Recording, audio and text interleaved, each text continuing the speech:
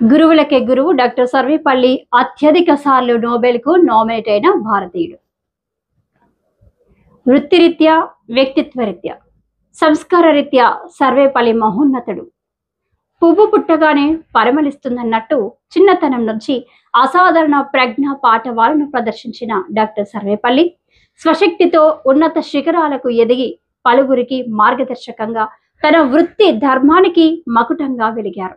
గురువులకే గురువుగా ఉపాధ్యాయ వృత్తికి ఆదర్శంగా నిలిచిన ఆయన ఉమ్మడి మద్రాసు రాష్ట్రంలోని ఓ తెలుగు కుటుంబంలో జన్మించారు. విద్యార్థికి ఉపాధ్యాయుడికి మధ్య సంబంధం ఎలా ఉండాలో విడమరిచి చెప్పారు ఆచార్య రాధాకృష్ణ.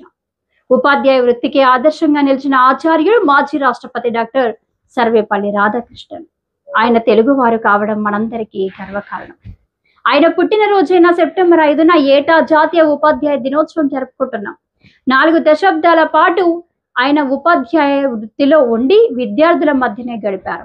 ఎదుటి వారికి బోధించడం వల్ల తన విజ్ఞానం కూడా వృద్ధి చెందుతుందని మనస వాచ కర్మన నమ్మి ఆచరించిన వ్యక్తి డాక్టర్ సర్వేపల్లి. కష్టమైన అంశాన్ని కూడా విద్యార్థులకు అతి సులభంగా అర్థమయ్యేలా బోధించేవారు ఆయన. ఉపాధ్యాయుడి బాధ్యత ఎప్పుడు గురుతరమైనదే. అలాంటి బోధనా వృత్తికి తలమానికంగా నిలిచిన సర్వేపల్లి గురించి క్లుప్తంగా సర్వేపల్లి రాధాకృష్ణన్ 1888 సెప్టెంబర్ 5న మద్రాసుకు 64 కిలోమీటర్ల దూరంలోని తిరుత్తణిలో జన్మించారు. ఇది తిరుపతి సమీపంలో ఉంది. ఆయన తల్లిదండ్రులు సర్వేపల్లి వీరస్వామి, సీతమ్మ. వీరస్వామి నాటి జమీందార్ వద్ద తహసీల్దార్గా పనిచేసేవారు. వీరి మాతృభాష తెలుగు. సర్వేపల్లి బాల్యం, పాఠశాల విద్యాభ్యాసం తిరుపతిలోనే గడిచింది. ప్రాథమిక విద్యను తిరుత్తణిలో పూర్తి చేసిన రాధాకృష్ణన్ తిరుపతి, నెల్లూరులో తదనంతర విద్యాభ్యాసం సాగించారు. మద్రాసు క్రిస్టియన్ కాలేజ్ నుంచి MA పట్టా పొందారు. 1906లో తన 16వ ఏట సర్వేపల్లి రాధాకృష్ణన్ కు శివ కామేశ్వరితో వివాహం జరిగింది. వీరికి 5 కుమార్తెలు, 1 కుమారుడు.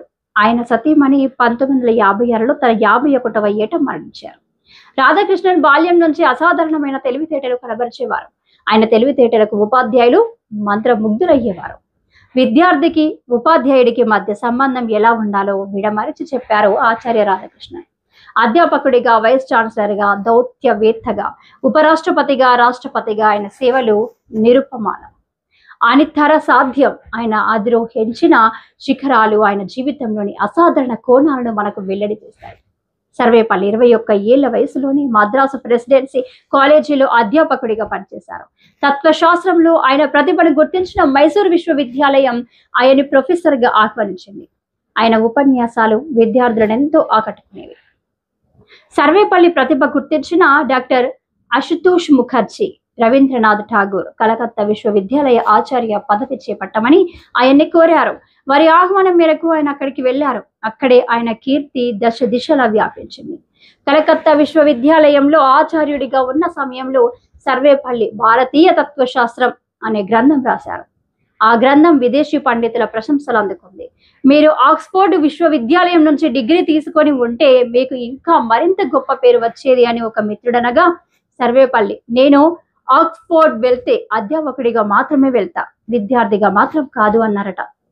సర్వేపల్లి దేశభక్తి, స్వదేశీ విద్యాలయాల పట్ల గౌరవం, ఆత్మాభిమానానికి ఈ ఘటనను మచ్చు తునకగా పేర్కొంటారు.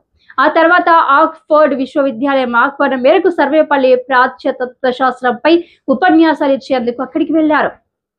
ఇంగ్లాండ్, ఫ్రాన్స్, అమెరికా లాంటి విదేశాల్లో ఉపన్యాసాలు ఇచ్చి మాతృదేశ కీర్తిని పెంచిన ఘనత కూడా ఆయనదే.